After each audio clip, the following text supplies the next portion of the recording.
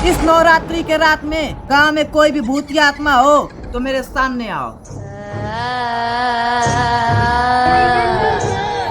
गुरुजी, हम लोगों को कुछ होगा तो नहीं ना? बहुत डर लगा था गुरुजी। डरो मत बालक, तुम लोगों को कुछ नहीं होगा। इस कलश पे हाथ रखो। जब तक तुम लोगों का हाथ इस कलश पे रहेगा तब तक तुम लोगों का भूत कुछ नहीं उखाड़ पाएगा।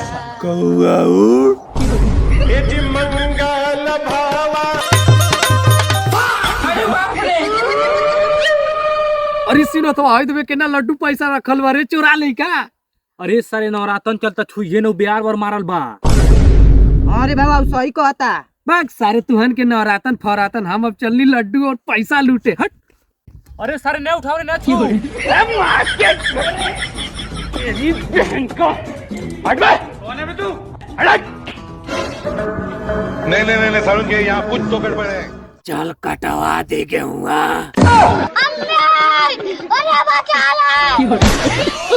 अब ये कौन है बे?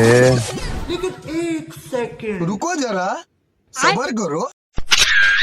अच्छा हटावा देखी साहब। अबे साले तुम्हारा चालान कटा है। तुम्हारे आधार कार्ड के हिसाब से अभी तुम्हारा उम्र 17 साल 4 महीना हुआ है। बताओ कैसे काम चलेगा? अच्छा सर जी, आज 9 महीना पेटवा में रहल ओकर के गिनती करी। मतलब भाई आजकल पैसा ऐसा बड़ा निठाला चला था नहीं? अरे भाई सही कहले। और हिम नवरातन चलता, हमन के ज्यादा घूम भी नहीं सकीले।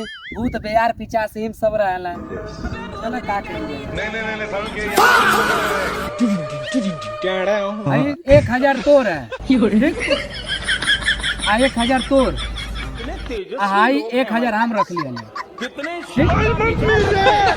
मतलब वो अलग ही लेवल का बंदा था।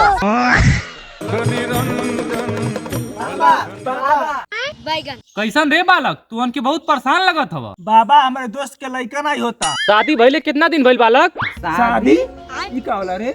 हमके क्या पता रे बाबा, अभी तो हमार शादिया नहीं भइल बा। तेरा तो गेम बजाना पड़ेगा।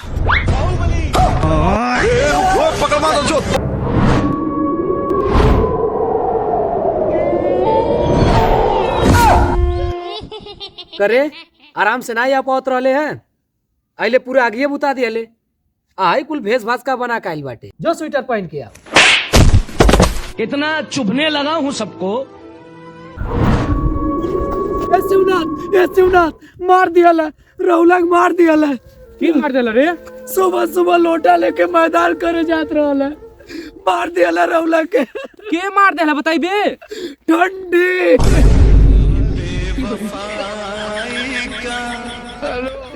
रौला। भैया ऊपर वाले के नाम पे 5 रुपए दे दो। मेरे पास नहीं है, चल आगे बढ़। ओए इधर आ।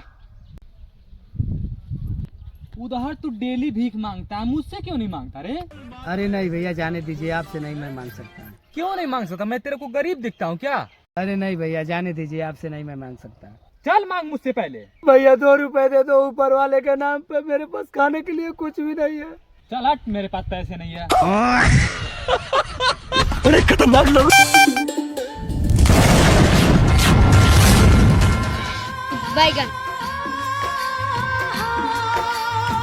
भैया ऐसा लगता है कि मैं ये जगह पहले देख चुका हूँ। अरे माधर चोत, तू भूल गया हम तीनों इसी स्कूल में बाथरूम में जाकर बीड़ी पीते थे।